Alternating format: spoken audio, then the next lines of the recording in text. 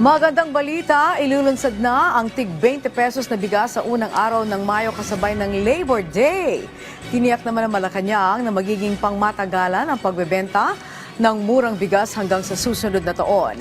Si Clazel Pardilla sa Sentro ng Balita, live. Yes, Angelique, aarangkada na ang pagbibenta ng administrasyon ni Pangulong Ferdinand R. Marcos Jr. ng tig 20 pesos na bigas sa unang araw ng Mayo kasabay ng Labor Day.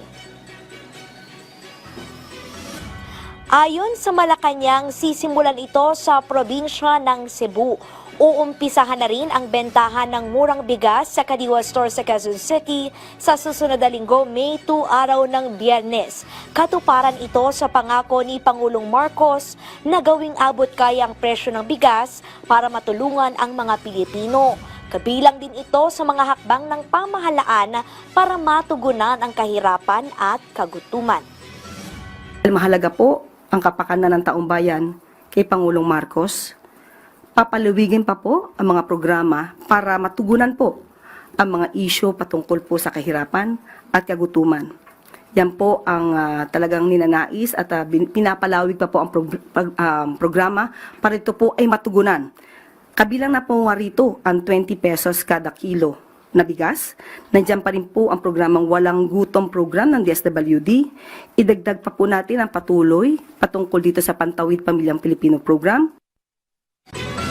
Paglilinaw ng Malacanang, galing ang murang bigas mula sa mga ani ng mga magsasaka na binili ng National Food Authority.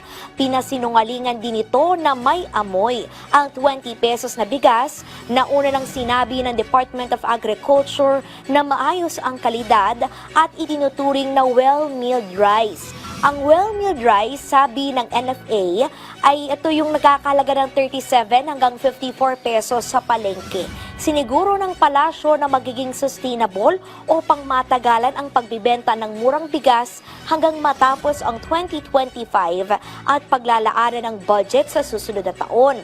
Kaugnay niyan, ipinagmalaki ng Malacanang ang mataas na supply ng bigas ng National Food Authority.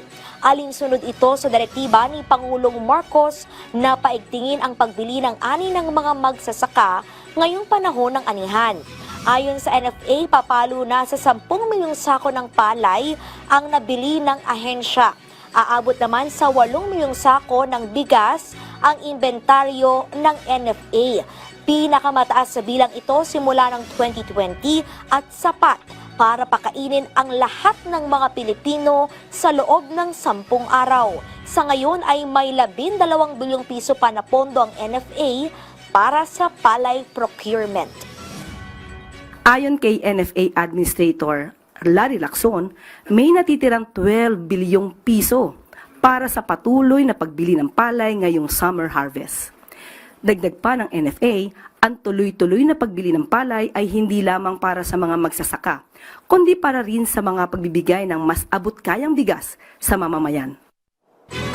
Angelique, mahalaga ang pagbili ng National Food Authority ng palay para matulungan ang mga magsasaka at matiyak na mayroong sapat na supply na bigas ang Pilipinas na maaring i-distribute sa panahon ng kalamidad o may emergency. Yan na muna ang pinakahuling balita. Balik sa iyo, Angelique. Alright, maraming salamat sa iyo, Clazel Pardilla.